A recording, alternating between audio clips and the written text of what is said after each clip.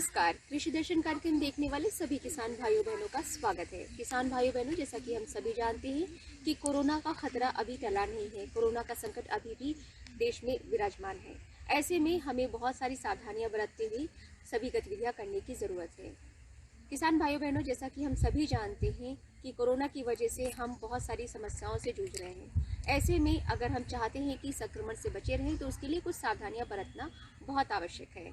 घर से बाहर निकलते वक्त मास्क का प्रयोग करें, साथ ही साथ सामाजिक दूरी का पालन करें।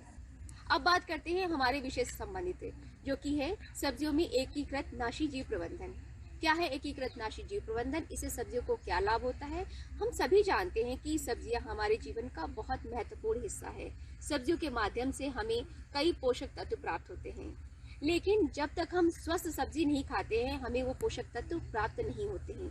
तो सब्जियों में पोषक तत्व बने रहें, कीटों व रोगों से वो मुक्त रहें, इसलिए हमें क्या करना चाहिए? हमारे किसान भाई बहन क्या उपाय करें इसके लिए? एकीकृत नाशी जीव प्रबंधन किस तरीके से लाभप्रद है, इस विषय में जानकारी देने के लिए हमारे साथ मोबाइल फोन के माध्यम से जुड़ रहे हैं डॉक्टर उमेश चंद जी, जो कि आचार्य नरेंद्र कृषि एवं प्रौद्योगिकी विश्वविद्यालय अयोध्या में कीट विज्ञान विभाग में विभागाध्यक्ष पद पर कार्यरत हैं। आइए उनसे मुखातिब होते हैं। डॉक्टर साहब, आपका हमारे कार्यक्रम में बहुत बहुत स्वागत है। नमस्कार किसान भाइयों। डॉक्टर साहब, सबसे पहले तो हम ये जानना चाहते हैं कि सब्जियों में एकीकृत नाशी जीव प्रबंधन होता क्या है और इससे हमारे किसान भाई बहनों को क्या लाभ मिलता है? सबसे पहले एक बता दें कि एकीकृत नाशी जीव प्रबंधन को अपनाएं और अपने परिवार का, अपने समाज का, अपने इस वातावरण का, अपनी फसलों के स्वास्थ्य को सुरक्षित रखें। मैं एक इसको नारा देना चाहूँगा इनको कि ये ध्यान में रख करके हमारे किसान भाई यदि एकीकृत नाशी जीव प्रबंधन का उपयोग करते हैं, इसके जो विधाएं हैं इनका अच्छे तरीके से प्रयोग में लाते हैं, तो ये एक तो उनकी लागत कम आएगी और दूसरा उनको जो तनाव रहता है, बहुत सारे किसान भाई परेशान हो जाते हैं, बहुत सारे सुसाइड करने की बात करने लगते हैं, बहुत सारी चीज़ें, उससे उनको मुक्ति मिलेगी, कम लागत में अधिक उत्पादन मिलेगा और उनके उस उत्पादन का मूल्य ज़्यादा मिलेगा। और बहुत सारी हमारे भारत सरकार, केंद्र सरकार और प्रदेश सरकार की तरफ से बहुत सारे जैविक पे बढ़ावा देने के लिए उनके उत्पादों पे छूट भी आती है, या जैसे एनपीवी हो गया और क्या कहते हैं कि जो बीटी हो गया, ये सब कई तरीके ऐसे हैं जो उससे संबंधित उनके पास जो चीज़ें हैं वो उस पर छूट भी देते हैं और बढ़ावा देने के लिए बहुत सारी योजनाएं भी चलती हैं। ये चीज़ों को ध्यान में रख करके हमारे किसान भाई यदि अपनी फसल का उत्पादन करते हैं तो निश्चित रूप से अपने को सुदृढ़ बनाएंगे और अपने के एक खुशहाल किसान के रूप में पाएंगे। तो हमारा किसान भाइयों से विनम्र निवेदन है कि वो अपनी फसल को सुरक्षित करने के लिए एकीकृत नाशी जीव प्रबंधन का प्रयोग करें और अपने को अच्छे से अच्छे स्थिति में लाएं। डॉक्टर साहब, अब हम ये जानना चाहते हैं कि हमारे किसान भाई बहन सब्जी में एकीकृत नाशी जीव प्रबंधन करें तो प्रबंधन करने से पूर्व वो तैयारी क्या क्या करें कि ताकि उनके जो प्रबंधन में कोई समस्या ना आए और उनको अच्छी तरीके से सब्जियों के उत्पादन में सहयोग प्राप्त हो जाए।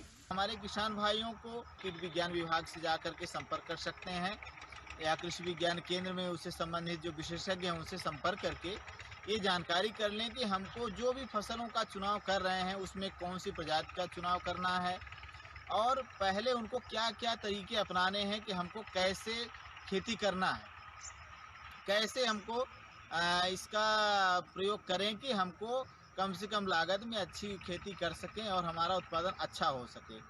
तो ये जानकारी के लिए उनको विशेषज्ञों के पास जाना होगा और वहाँ से वो उसकी जानकारी ले करके फिर वो सारी चीज़ों की व्यवस्था करेंगे जो हमको आगे, जैसे शुरू में बाउंड्री किस तरह से करनी है, फिर मून ट्रैप कहाँ से मिलना है और जैसे ट्राइकोकार्ड कहाँ से उपलब्ध होना है, किस तरह से हमको आवश्यक चीज़ें कहाँ से उपलब्ध होंगी, जानकारी लेने के बाद उन सब व्यवस्था करने के बाद ही आगे इनको करने की आवश्यकता है। डॉक्टर साहब, अब हम ये जानना चाहते हैं कि इसमें कौन कौन सी विधियां हैं और कौन कौन सी विधियां किस सब्जी वर्ग के लिए उपयोगी सिद्ध होती है। किसान भाइयों, देखिए ऐसा है कि जो हमारे एकीकृत नाशी प्रबंधन में सबसे पहले क्या है, बीज शोधन आवश्यक है। बीज शोधन के लिए हमको ट्राइकोडर्मा की आवश्यकता पड़ती है। ट्राइकोडर्मा 4 ग्राम प्रति किलो के हिसाब से कर सकते हैं, या कार्बेंडाजिम का भी आप 2 से 2.5 ग्राम प्रति केजी बीज के साथ इसका करने की आवश्यकता होती है। सबसे प्रथम है कि हमको बीज शोधन के बाद ही बुआई करें। बीज शोधन के बाद हो गई, जो हमारी फसलें हैं उनका एक निश्चित दूरी तय है, पौध से पौध और लाइन से लाइन की जो दूरी निश्चित की गई है उस दूरी को अपनाएं, तो आपकी फसल में आगे अच्छा उत्पादन मिल सकता है। उसके अलावा आपको जो संस्तुति दर है, जैसे आपको उर्वरक कितनी आवश्यकता है, किस फसल में कब कब देना है, उसको ज़रूर ध्यान दें। और समय से उसके साथ साथ आप ये ध्यान दें कि उसको कितनी सिंचाई करनी है और कौन सी फसल है, ये ध्यान में रखते हुए उनको जो है अपनी फसल की प्रयोग करने की आवश्यकता है। इसके साथ साथ आप देखेंगे कि हमको उसमें किस तरह की चीज़ों का, जैसे कि आप ये सबको ध्यान में रखते हुए, जैसे अगर आप बहुत ज़्यादा यूरिया डाल दिया, जिसमें नाइट्रोजन वाली कोई उर्वरक डाल दिया, तो कीड़े उसमें बहुत ज़्यादा लगेंगे। क्योंकि उसमें जो पौधे हैं बहुत ही सक्युलेंट हो जाते हैं, जूसी हो जाते हैं, जिससे उसमें सकिंग पेस्ट बहुत ज़्यादा लगने लगते हैं, या जो चूसने वाले कीड़े हैं, और इसके अलावा उसमें बहुत सारे कीड़े लगने की संभावना बढ़ जाती है। तो ये आवश्यक है कि आपको समय से जो उर्वरक देने की उसमें मात्रा दी गई उसको ध्यान में दे करके दें। और इसके अतिरिक्त हमको जैविक जो प्रयोग करने हैं, अलग अलग फसलों में अलग अलग तरीके से प्रयोग किया जाता है, उसको आगे हम अभी बता रहे हैं आपको, जो उसमें ध्यान में रखते हुए हम अपनी फसल की सुरक्षा के लिए एकीकृत नाशी जीव प्रबंधन का प्रयोग करके अच्छा उत्पादन लेने का प्रयास कर सकते हैं। तो आप देख लीजिए कि ये फेरोमोन ट्रैप में क्या है, लंबी सी पन्नी लगी हुई है, यहाँ पे एक ढक्कन लगा हुआ है, 4 तरफ से इसमें से आने जाने के लिए जगह है, और ये कीट के आकार का एक प्लास्टिक का शेप का है। यदि कीट इसमें आएगा तो इसके अंदर जाएगा और फिर लेकिन वापस इसमें नहीं जा पाएगा, नीचे पन्नी में जा करके फंस जाएगा। इस चीज़ को आपको ध्यान देने की आवश्यकता है, जिसमें जो अलग एक कैप्सूल लगता है, उस कैप्सूल को लगा करके आप लगा देंगे। 5-6 ट्रैप अगर लगा दिए तो आप देखेंगे कि उसमें जो वयस्क कीट हैं वो आने लगेंगे और उनको कलेक्ट भी कर सकते हैं। इसकी मात्रा बढ़ा दीजिए, क्योंकि आप देखिए बैगन में बहुत सारे कीट होते हैं। ऐसे तो 100 ट्रैप प्रति हेक्टेयर इसका रिकमेंडेड है, तो 100 ट्रैप आप लगा सकते हैं। तो जब नर कीट खत्म हो जाएंगे, जो भी आगे मादा जो अंडे देंगी वो आपको प्रभावी नहीं होगा और आगे आपका नुकसान से बचाया जा सकता है। तो ये एक तरीका ये हुआ। एक हुआ आपने चारों तरफ से जाली लगा दी, दूसरा हुआ कि आप फेरोमोन ट्रैप लगा दिए, तीसरा काम आपको ये करना है, टहनी जहाँ पे प्रभावित हो रही है, जहाँ पे सूख रही है, उस टहनी को वहाँ से कट करना है। जहाँ पे सूखना शुरू हुई है उसके बाद जहाँ से हरी टहनी है जरा सा, उसको एक पॉलीथीन बैग में रखिए और बैग में ले करके वहाँ के ऊपर कैंची से काट दीजिए। तो जो टहनी है और टहनी का हल्का जहाँ पे जहाँ अगर खींच के फेंक देंगे तो वहाँ पर वो जो इंसेक्ट है ज़मीन पे गिर गया तो बाद में दूसरे पौधे पर चढ़ जाएगा। इसलिए आपको ये ध्यान देने की आवश्यकता है कि वो ऐसे बैग में काट करके ले जा करके सारे एक एक करके काटते रहे और लेकर मिट्टी में दबा दीजिए और वो वहाँ पे ख़त्म हो जाएंगे। तो आप ये 2 काम लगातार करते रहेंगे तो आगे आप देखेंगे कि जो हमारा ये नुकसान हो रहा है ये बहुत मतलब अधिक से अधिक हमारा नियंत्रित हो जाएगा। इस तरह से हम फेरोमोन ट्रैप और नेट लगाने के बाद आगे देखेंगे कि हम ट्राइको कार्ड लगा करके इनकी संख्या को कम कर लेते हैं। ये 2-3 चीज़ें जो हमने बताया, अगर इसको लगाते हैं तो आप आगे जो आपकी समस्या है, जो फल नुकसान होने की समस्या है, वो समझिए कि आपकी फसल बिल्कुल ही कम से कम, बिल्कुल समझिए कि कहीं कहीं तो आपको बिल्कुल ना के बराबर इसका आपका नुकसान दिखाई देगा। तो आपका जो फल उत्पादन होगा वो गुणवत्ता युक्त होगा, क्योंकि आपने कोई रासायनिक दवाइयों का प्रयोग नहीं किया अभी तक। तो इससे आप देखेंगे कि कम से कम लागत, आपने बहुत कुछ नहीं किया, इसमें कम से कम लागत लगा करके अपनी फसल को आप बचा सकते हैं और अच्छा उत्पादन लेंगे, जिसका बाजार में मूल्य भी अच्छा मिलता है। डॉक्टर साहब, जैसा कि हम सभी जानते हैं कि रसायनों की वजह से सब्जियों के उत्पादन में जो बढ़ोतरी दिखती है, लेकिन क्या वो पोषक तत्वों के साथ दिखती है या फिर पोषक तत्वों की कमी उसमें रहती है। हम ये जानना चाहते हैं कि रसायनों की वजह से सब्जियों को क्या नुकसान पहुंचता है। इस विषय में हमारे किसान भाई बहनों को जानकारी दी।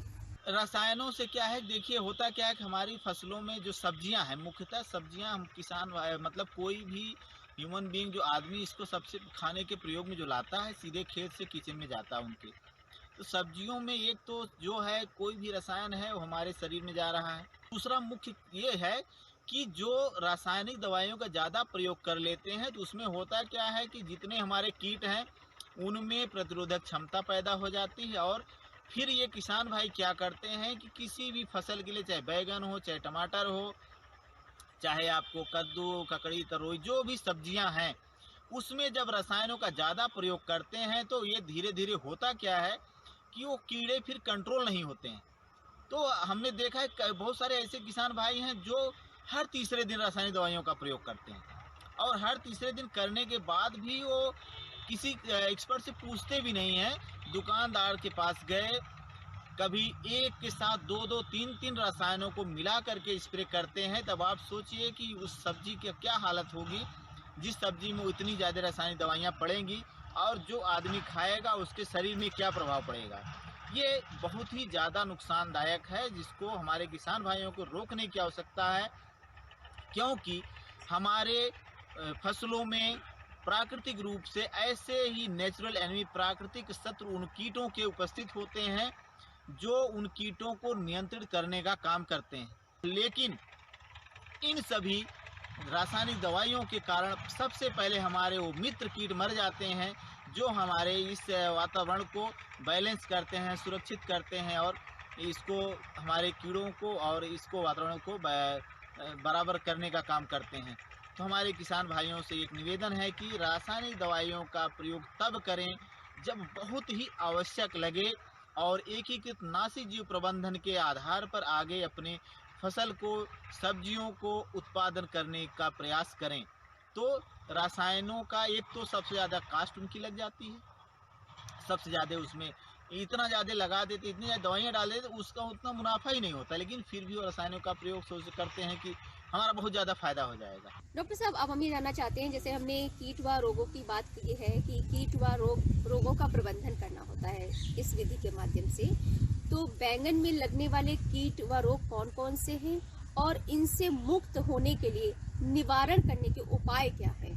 बैगन की खेती एक सबसे पहले हम शुरू करते हैं। आपको बैगन की खेती कर रहे हैं तो उसमें सबसे मुख्य कीट जो है, कई उसमें कीट लगते हैं, जैसे आप देखते हैं कि उसमें व्हाइट फ्लाई भी बहुत ज़्यादा नुकसान पहुंचाती है, और स्टिम बोरर भी लगता है, जेसिड भी लगता है, लेकिन उसमें सबसे मुख्य कीट जो है तना और फल छेदक। तना और फल छेदक जो कीट है, ये हमारे बैगन के फील्ड को, मतलब उसकी फसल को बहुत ही ज़्यादा नुकसान पहुंचाता है। यहाँ तक कि आप देखेंगे कि 90% तक नुकसान पहुंच जाता है यदि इसका प्रकोप अच्छे से हो गया तो। सबसे पहले देखेंगे कि टहनियाँ सूखती नज़र आती हैं। जब पौधा जैसे आप लगाते हैं तो देखेंगे जो टहनी सूख रही, सूखने वाली टहनी को हम क्या करते हैं कि सूखने वाली टहनी को कट करके अलग करने की आवश्यकता होती है। तो इसके बाद अगर टहनी के बाद जैसे फल आता है, फूल आता है, उसके बाद भी ये फलों में इसका प्रकोप बढ़ जाता है। तो हमारे किसान भाइयों को ये ध्यान देने की आवश्यकता है कि इसकी खेती करने से पूर्व ये ध्यान कर लें कि जहाँ भी इसकी खेती करें तो चारों तरफ 2.5 मीटर ऊंची जाली, जो मॉस्किटो नेट जो होता है, जैसे हम मच्छरदानी जो लगाते हैं उसी तरह की जाली आती है, 2.5 मीटर ऊंची, चारों तरफ उसकी बाउंड्री बना दें, नीचे ज़मीन में थोड़ा सा मिट्टी से दबा दें। और इसके बाद इससे क्या होगा कि जो दूसरे के खेत में होता क्या है कि आप अपने खेत में नियंत्रण कर रहे हैं लेकिन बगल के खेत में नहीं हो रहा है, तो वहाँ से कीट आपके खेत में आ जाएगा। इसलिए आपको चारों तरफ बाउंड्री इसमें जाली का बना करके खेती करने की शुरुआत करें। दूसरा, आप ये ध्यान दें कि अपने खेत में डेली निगरानी करें, सुबह शाम। निगरानी के लिए कई तरीके हैं। हम फेरोमोन ट्रैप लगा सकते हैं। फेरोमोन ट्रैप लगाने के लिए आपको अलग से, आप देखिए, फेरोमोन ट्रैप रहता है जिसमें हम सेप्टा अलग से लगाया जाता है, और उसको आप लगा करके उसमें देखेंगे कि फेरोमोन ट्रैप क्या है कि ट्रैप के अंदर कीट, उसमें वयस्क कीट आते हैं, जो पंख वाले कीट हमारे किसान भाई, जो दिखाई नहीं देता है लेकिन जो नुकसान करता है, वो तो फल के अंदर या तने के अंदर होता है, जिसे सूंडियाँ होती हैं, लेकिन वो नहीं आएंगी। लेकिन जो वयस्क कीट होता है वो आता है, उसके जो नर कीट है उसमें आकर के फंस जाता है। तो उसमें आपको देखना होगा कि अगर एक रात में आपको 5-6 उसमें वयस्क कीट आ गए, तो आपको ये देखना है कि हमारा ये ETL लेवल है, यहाँ पर इनका प्रकोप होने वाला है, ज़्यादा बढ़ने वाला है। डॉक्टर साहब, हम अपने कार्यक्रम के माध्यम से अपने किसान भाई बहनों को ये भी बताना चाहते हैं कि जैविक खेती से हमारे किसान भाई बहनों को क्या लाभ होगा और यह रासायनिक खेती से किस तरीके से ज़्यादा उपयोगी है। लोग बिना केमिकल के सब्जियों को खरीदने के लिए अधिक पैसे दे रहे हैं, उसकी अलग मार्केट लग रही है बहुत सारी जगहों पे। तो ये आवश्यकता है कि उनको जानकारी करके ऐसा आप खेत उत्पादन करना शुरू करें। काफ़ी चीज़ें आपको बता दिया था कि बैगन हुआ, टमाटर हुआ और जो कद्दू वर्गीय सब्जियां हैं, इन सभी में किन किन चीज़ों का प्रयोग करके हम रसायनों का प्रयोग कम कर सकते हैं और उससे अच्छा मुनाफा ले सकते हैं। तो आप उस चीज़ को ध्यान में रख करके आप अच्छे से अपनी फसल को स्वस्थ उत्पादन ले करके और स्वस्थ उत्पादन का अच्छा मूल्य मार्केट में आजकल जैसा है ना कि अगर आप बिना रसायन का अगर उत्पादन करते हैं तो उसका मूल्य अच्छा मिलता है, ज़्यादा मिलता है। तो उस तरह से आप अपने को मुनाफा अपना ले सकते हैं और कम से कम लागत करके अपना उत्पादन में ज़्यादा से ज़्यादा आप फायदा लेने का काम कर सकते हैं। कद्दू वर्गीय सब्जियों के लिए ये प्रबंधन किस तरीके से उपयोगी है और कद्दू वर्गीय सब्जियों के लिए जो प्रबंधन है वो किस तरीके से किया जाए, इस विषय में भी हमारे किसान भाई बहनों को जानकारी दें। ये लता वर्गीय या कद्दू वर्गीय में मैंने पहले बता दिया है आपको कि इसमें जो है मिथाइलोजिनल का प्रयोग अच्छे से कर लें, क्यूरियोर का प्रयोग कर लें या लाइट रैप का प्रयोग कर लें। इस तरह से जो भी मैंने बहुत विस्तृत बताया था उस तरह से करेंगे तो निश्चित रूप से बहुत ही अच्छा उत्पादन ले सकते हैं। डॉक्टर साहब, चलते चलते हम चाहते हैं कि जैविक खेती के संदर्भ में हमारे किसान भाई बहनों को आप क्या संदेश देना चाहते हैं, इस विषय में जरूर बताएं। किसान भाइयों को ये ध्यान देना होगा कि इसकी जानकारी के लिए कृषि विश्वविद्यालय जैसे आचार्य नरेंद्र देव कृषि और प्रौद्योगिकी विश्वविद्यालय अयोध्या में है, इसी तरह से मेरठ, बांदा और कानपुर में हमारे कृषि विश्वविद्यालय हैं प्रदेश में। इसके अतिरिक्त जितने कृषि विज्ञान केंद्र हैं, जो भी जहाँ भी उनके नज़दीक है, वहाँ से उनको एकीकृत कीटनाशी संबंधी जानकारी लेने के बाद ही उनको आगे कार्य को करना है। तो अच्छे तरीके से अपना उत्पादन वो बढ़ा सकते हैं, कम लागत लगा करके अधिक मुनाफा पा सकते हैं और अपने को सुदृढ़ बनाने में एकीकृत कीटनाशी प्रबंधन का समावेश कर सकते हैं। तो किसान भाइयों बहनों, आपने हमारे कार्यक्रम के माध्यम से जाना कि जैविक खेती क्या है या एकीकृत नाशी जीव प्रबंधन क्या है और इससे हमारी सब्जियों को किस तरीके से लाभ पहुंचता है। अगर हम अपने खेत में, सब्जियों के खेत में एकीकृत नाशी जीव प्रबंधन अपनाते हैं तो हमें स्वस्थ सब्जी प्राप्त होगी, साथ ही साथ हमारे खेत की मृदा भी स्वस्थ रहेगी, हम अपने आसपास के पर्यावरण को भी सुरक्षित रख सकेंगे, साथ ही साथ मानव जाति का भी कल्याण हो सकेगा, क्योंकि जब स्वस्थ सब्जी हम खाएंगे तो हमारा शरीर भी स्वस्थ होगा। तो इतने सारे फायदे होने के लिए हमें क्यों ना जैविक खेती की तरफ अपना कदम बढ़ाना चाहिए। हमें उम्मीद है हमारे कार्यक्रम के माध्यम से जो आपको जानकारी दी गई उससे आप लाभान्वित होंगे और भविष्य में इससे आप बहुत ज्यादा मुनाफा कमाएंगे। मेरे साथ बोलो ए बी। अरे नादान, बच्चे को एबीसी सिखा रहा है। अरे काम धंधे की एबीसी तू कब सीखेगा? ये देख विज्ञापन, तेरे जैसे कृषि विज्ञान सीखे हुए युवाओं के लिए भारत सरकार के कृषि मंत्रालय ने एक योजना बनाई है, ACABC। ACABC? जी हाँ, ACABC यानी एग्री क्लिनिक्स और एग्री बिजनेस सेंटर। इसके तहत कृषि विज्ञान पढ़े युवाओं का चयन होने पर उन्हें मुफ्त ट्रेनिंग दी जाती है और हाँ, अपना कारोबार चलाने के लिए बैंक से लोन भी मिलता है। इसके साथ ही अगर युवा अपने इलाके के किसानों की खुशहाली के लिए उन्हें खेती बाड़ी व अपने कारोबार से जुड़ी लाभदायक जानकारी देते रहेंगे तो उन्हें लोन पर 36 से 44% तक की सब्सिडी भी मिलेगी। तब तो मैं जरूर सीखूंगा काम धंधे की ABC। शाबाश, चलो अपनाएं स्वरोजगार, खेती में हो विकास अपार। खुशबू की फुहार में, स्वाद की बहार में, तरक्की की तानों में, खिलती मुस्कानों में, हरे भरे पौधों में, बड़े बड़े सौदों में, मधुर भिनभिनाहट में, खुशियों की आहट में, बागवानी मिशन, हमारी चाहत, आपकी मुस्कुराहट। हर जोखिम से निकल कर फसल आए, सुरक्षित हो जाए। फसल बीमा से हर किसान अब आत्मनिर्भर हो जाए। अब सूखा पड़े या बाढ़ आ जाए, कोई डर नहीं। अब ओले पड़े या कीट पतंगे फसल खा जाए, कोई फिक्र नहीं। अब कैसी भी आपदा हमारी फसल पे आ जाए, क्षति होने पर हमारे दावों का उचित भुगतान मिलता है, क्योंकि हमने लिया है प्रधानमंत्री फसल बीमा। बुआई से फसल कटाई तक हर जोखिम का दावा, न्यूनतम प्रीमियम पर अधिकतम भुगतान का वादा। योजना से हर साल जुड़ रहे हैं 5 करोड़ से ज्यादा किसान। अब आपकी है बारी। नजदीकी कृषि कार्यालय, सहकारी समिति, बैंक शाखा, अधिकृत बीमा कंपनी या जन सेवा केंद्र में स्वेच्छा से करा सकते हैं पंजीकरण। फसल बीमा पोर्टल या फसल बीमा ऐप द्वारा भी किया जा सकता है पंजीकरण। प्रधानमंत्री फसल बीमा योजना, आपकी फसलों का संपूर्ण सुरक्षा कवच। कृषि एवं किसान कल्याण मंत्रालय, भारत सरकार।